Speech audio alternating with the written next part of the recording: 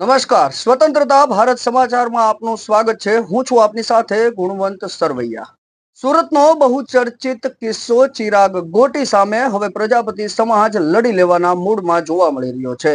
સમાજ અગ્રણી નંદલાલભાઈ પાંડવે જણાવ્યું છે કે અમારા સમાજમાં પણ જો આવો દીકરો હોય તો અમે તેને છોડીએ નહીં। પ્રજાપતિ સમાજના એક યુવાનને બેરહેમીથી તાલિબાનિક રીતે તેને મારવામાં આવ્યો અને તે વિડીયો વાયરલ થઈ રહ્યો છે। આ વિડીયોથી સુરત શહેરની અંદર ભારે રોષ જોવા મળી રહ્યો છે।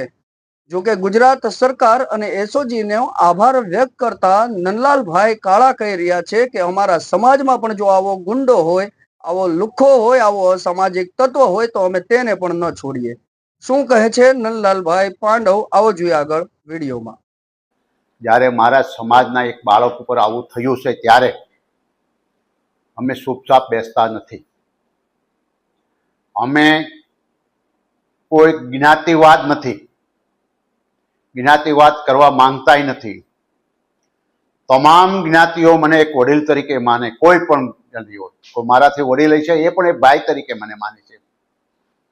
પણ આવા સમાજના આવા અસામાજિક તત્વો હોય એને ક્યારે સાવરવા ન પડે, આવાને ખુલ્લા પાડી અને જેલ ભેગા મોકલવા પડે।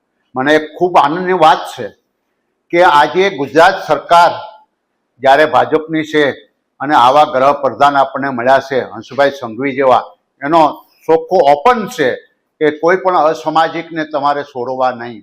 એમાં અમે કોઈ રજૂઆતો ન કરી છતાં પણ પોલીસ કમિશનરને હું ખૂબ ખૂબ અભિનંદન પાઠવું છું અને નકુમ સાહેબ જે છે એસઓજીના એને પણ હું અભિનંદન પાઠવું છું કે તમે સામેથી બધા ફરિયાદીને બોલાવો છો તો તમારે પબ્લિકને માટે તમે ખૂબ સારું કામ કરી રહ્યા છો। તમને ખૂબ અભિનંદન આપું છું હું। અમારે આમાં બોલવાનું ન રહે, અમે તો તમને અભિનંદન આપીએ, તમે આવું સારું કામ કરતા રહો તો લોકો શાંતિથી બેસે। હવે આ એટલા ફટકા મારે ઘણા બીજા ગુનેગારોને માર્યા, આવું તો તાલિબાનમાં નથી થતું। આવા તત્વો તો ક્યારે છૂટવાય ન જોઈએ। અને મારો વાટલિયા પ્રજાપતિમાં આવો વ્યક્તિ હોય તો એને આપણે બસાવવાની કોશિશ ન કરાય। ચોખ્ખું કહેવાય પોલીસને, આને લઈ જાઓ સાલાને, અમે હારે છીએ। એમ કોઈ આગેવાન એમ કહેતા હોય કે કોઈ વ્યક્તિ એમ કહેતા હોય કે અમે એને કંઈ ઓળખતા નથી અને અમે કંઈ કરતા ખબર નથી, એ બધું વસ્તુ ન હોય। તો જ સમાજનો આગેવાન સાચો કહેવાય।